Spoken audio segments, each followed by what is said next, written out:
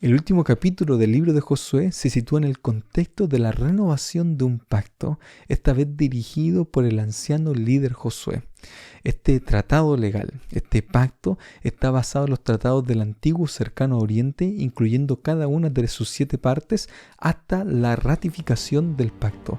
Y eso es lo que vamos a estar estudiando durante esta semana.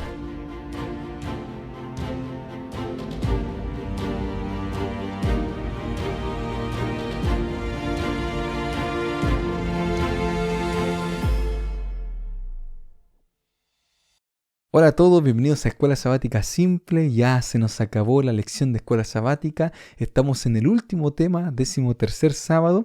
Elijan hoy, así se titula el nombre de esta lección. Y el versículo para memorizar se encuentra en Josué capítulo 24, versículo 15, que dice lo siguiente: y si les parece mal servir al Señor, entonces elijan hoy a quién servir, que yo y mi casa serviremos al Señor. Y como siempre lo hacemos, para poder comenzar este estudio, vamos a tener una palabra de oración. Oremos juntos. Bendito Padre Celestial, te damos las gracias porque ya estamos finalizando, Señor, esta lección. Sin duda, Señor, hay varias cosas que nosotros pudimos aprender de estas lecciones del libro de Josué que podemos aplicar para nuestras vidas. Bendice a quien está escuchando esta oración y acompáñanos, Señor, en el estudio. Te lo pedimos en el nombre de Jesús. Amén. Bien, queridos amigos, y con esto también ya se nos está acabando el año. Ya estamos estudiando prácticamente el último sábado del año, y de ahí les voy a desear un feliz año a cada uno de ustedes. Y bueno, estamos finalizando, concluyendo este estudio donde hay una apelación directa en el versículo para memorizar, que tiene que ver con elegir. Elijan hoy a quién van a servir. Porque yo y mi casa, dice Josué, serviremos al Señor. Y esto es todo un tratado. Ya estudiamos anteriormente el capítulo 23, que era una interpelación, recordando el pasado, viendo que el Señor guió a su pueblo siempre, constantemente, y Él se mantiene fiel a su palabra. Él nunca va a fallar, somos nosotros los que fallamos.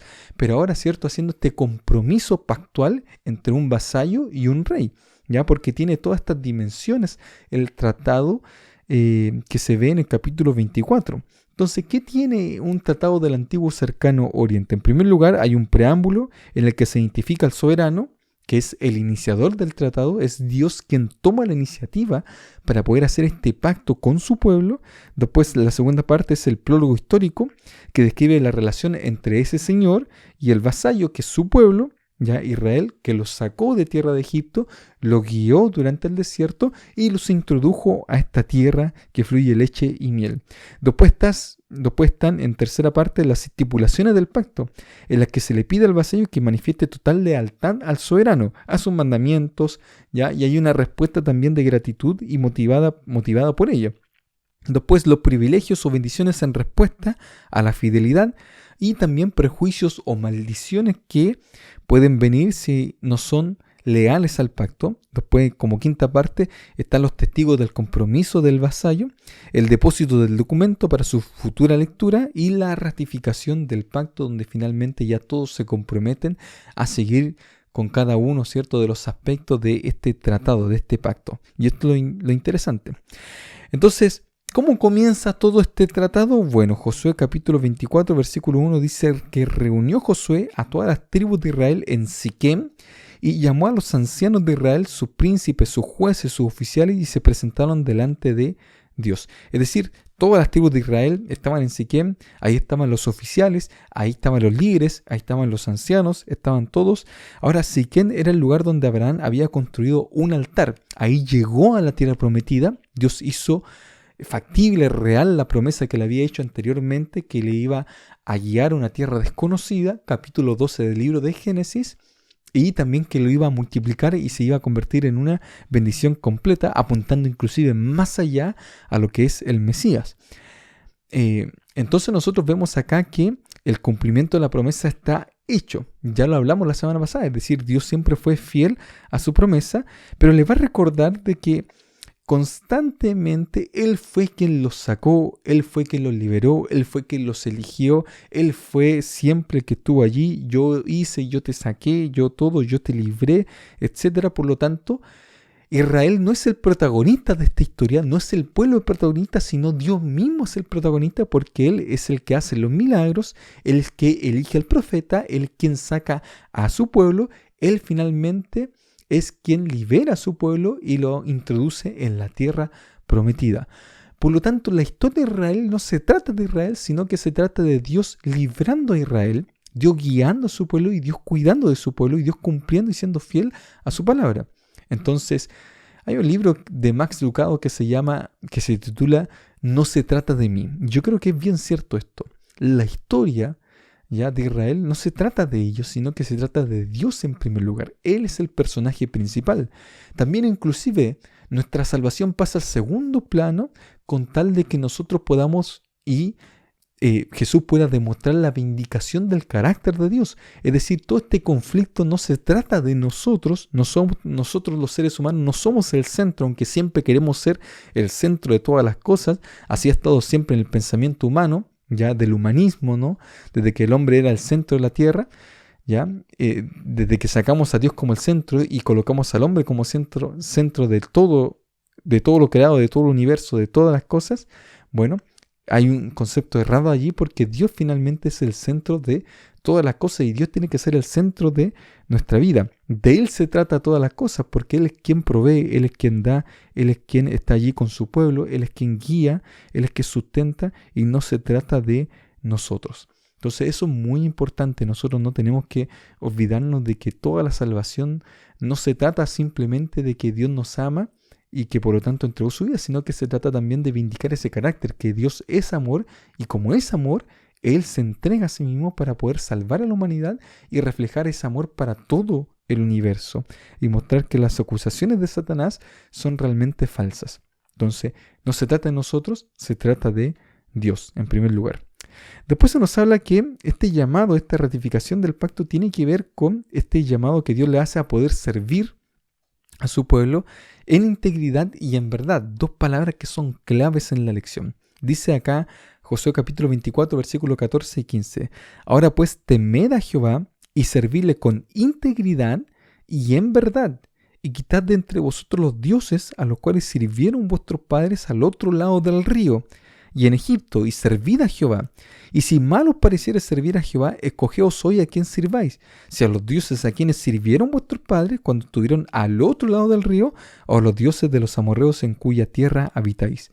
Pero yo y mi casa serviremos a Jehová. Ahora, esto es muy importante, ¿ya? Porque Dios le hizo este llamado, y acá vemos la interpelación de Josué hacia el pueblo para que quede bien claro de que Dios los escogió, de que Dios los llamó a vivir con integridad, a vivir en verdad, es decir, a respetarlo, a reverenciarlo, a reconocer que Él es el sustentador de todas las cosas, a reconocer que no es por nuestras propias fuerzas, que no se trata de nosotros, ya lo mencionamos, a reconocer, ¿cierto?, nuestra finitud, nuestra pecaminosidad y adorarlo y servirle con todo nuestro corazón, con todas nuestras fuerzas, ¿ya? Es decir, una disposición de parte del vasallo a poder cumplir con los mandatos que el Señor nos entrega a cada uno de nosotros, ¿ya? Entonces eso es muy importante lo que nos enseña acá la lección, porque nosotros tenemos que cumplir y colocarnos a completa disposición de lo que el Señor dicta, nos dice que es lo mejor para nuestra vida. Por eso Josué se pone como un ejemplo y dice, pero yo y mi casa serviremos al Señor. Porque iba a ser un problema para los israelitas. Hubieron muchos que cuando salieron todavía tenían su corazón en Egipto. Sí, acá lo más complicado no es salir de Egipto, sino que sacar el corazón de Egipto. Y por eso tuvieron que pagar por 40 años, pero aún así iban a tener la tentación de volver a esos dioses antiguos, pero ahora también a los presentes, es decir, a los dioses de Cananeo. ¿Será que Israel iba a seguir conquistando? Esa era una preocupación de Josué. ¿Será que ellos iban a seguir siendo fieles al Señor? ¿Será que ellos iban a seguir cumpliendo con lo que el Señor les había dicho que tenían que hacer, que era sacar y eliminar a todos los cananeos de esa tierra? Entonces era una preocupación para él. Por eso, escojan hoy a quién van a servir. Si a esos dioses de Egipto, a los dioses de los cananeos, o al Dios verdadero. Pero yo y mi casa ya tomamos una decisión. Y la vida se trata de tomar decisiones. La vida se trata de tomar una decisión aquí y ahora. Y yo interpelo, ¿cierto?, a quien está escuchando, de que Dios nos llama a nosotros para que tomemos una decisión pronta por Él, para poder entregar nuestra vida con toda nuestra fuerza, con todo nuestro corazón, con todo lo que nosotros tenemos, y a no jugar a esos dos bandos, ¿no? De que, bueno, estoy con el Señor, soy fiel a sus mandamientos, guardo el sábado, pero también hago otra cosa, o a veces no guardo del todo el sábado por el trabajo, por otras cosas, ¿no? Por conveniencia personal, pero Dios nos llama a ser fieles a Él de todo nuestro corazón y a dejarlo todo por Él. Y cumplir con nuestro compromiso de ser leales a lo que Él nos dictamina para nuestra vida. Porque Él siempre quiere lo mejor para tu vida. Él siempre quiere lo mejor para nosotros. Y Dios nos llama a poder serle fiel a Él con todo nuestro corazón, en integridad y en verdad. Y la verdad que es en Él. Después, el día martes nos habla de libres para servir. Y seguimos avanzando en esta lección. ¿Ya? Bueno, finalmente la decisión es personal. ¿Ya? Por eso acá dice libres para servir. Dios respeta y Josué sabe que hay un libre albedrío, ¿ya? Y el pueblo tiene que elegir servirle libremente. Jamás Dios nos va a obligar, jamás. Dios respeta nuestra libertad. Dios respeta la decisión que tú tomas en tu vida, ¿ya? De eso se trata la libertad de creencia, la libertad de conciencia. Pero que haya libertad de conciencia no significa que Dios también nos llama para poder ser leales a Él. El hecho de que tengamos de vivir la vida que nosotros quisiéramos vivir, que tengamos total libertad a elegir el camino que nosotros queramos elegir, no significa que a Dios no le importen las decisiones que nosotros tomamos. Para Dios son muy importantes porque Él siempre quiere lo mejor para nosotros y no quiere que nosotros suframos, no quiere que nosotros nos lamentemos, no quiere que nosotros el día de mañana desperdiciemos nuestro tiempo y nos lamentamos, ¿cierto?, de no poder seguirlo a Él de todo corazón desde antes, porque nos dimos cuenta que en realidad nada vale la pena sin Él, ¿ya? Dios quiere lo mejor para nuestra vida. Entonces, en esa decisión, el pueblo de Dios en su conjunto puede desear no seguir siendo el pueblo de Dios, ¿ya? Y adorar otros dioses. Pero el pueblo tomó una decisión. Y miren lo que dice acá en versículos 16 al 18. Entonces el pueblo respondió y dijo: nunca tal acontezca que dejemos a Jehová para servir a otros dioses. Es decir, ellos decidieron tomar una decisión conscientemente. Porque Jehová nuestro Dios es el que nos sacó a nosotros y a nuestros padres de la tierra de Egipto, de la casa de servidumbre. Están reconociendo lo que hizo Dios, el que ha hecho estas grandes señales y nos ha guardado por todo el camino por donde hemos andado y en todos los pueblos entre los cuales pasamos. Y Jehová arrojó de delante de nosotros a todos los pueblos y al amorreo que habitaba en la tierra. Nosotros pues también serviremos a Jehová porque Él es nuestro Dios. O sea, ellos decidieron libremente servir a Jehová. Pero acá viene lo interesante, la respuesta de Josué, porque Josué pudo haberse contentado, pudo haber dicho: oye, qué bueno que están haciendo esto, pero la respuesta de Josué es totalmente inesperada. Nadie esperaba que él dijera a continuación lo siguiente, y lo vamos a leer, versículo 17 del capítulo 24. Porque Jehová nuestro Dios es el que nos sacó a nosotros y a nuestros padres de la tierra de Egipto, a la casa de servidumbre. Por eso, ¿cierto?, hizo todas estas cosas. Perdón, vamos a seguir leyendo un poquito más abajo lo que nos dice, ¿cierto?, y la decisión, y lo que dice Josué acerca de esta decisión que estaba tomando el pueblo, porque a Josué le preocupó. Versículo 19. Entonces Josué dijo al pueblo: no podréis servir a Jehová. Y acá viene lo importante. Porque Él es el Dios santo, Dios celoso, y no sufrirá vuestras rebeliones y vuestros pecados. Y si dejareis a Jehová y sirviereis a dioses ajenos, Él se lo volverá y os hará mal, y os consumirá después que os ha hecho bien. El pueblo entonces dijo a su Josué: no, sino que a Jehová serviremos. Entonces, muy bien, se relataron todas las bendiciones, pero ahora Josué les dice, versículo 19, no van a poder servir al Señor, porque Él es Dios santo. Y yo conozco su condición. Yo sé todo lo que les cuesta a ustedes. Yo sé su naturaleza pecaminosa. Yo sé que ustedes están inclinados a ser un pueblo rebelde y a ser un pueblo pecador. Por eso yo les advierto ahora. O sea, la decisión que ustedes toman, esta es una cuestión seria. O sea, no pueden tomársela a la ligera. Y conocen, por eso la decisión tiene que ser como bien consciente, no tiene que ser solamente el entusiasmo, no tiene que ser solamente la emoción del momento, sino que tiene que ser una decisión completamente racional también, es decir, no solamente la emoción del momento, sino elegir cada día servirlo, ¿ya? Y esto va más allá de las emociones que nosotros podamos llegar a sentir en algún momento, ¿ya? No están mal las emociones, son parte de la naturaleza humana.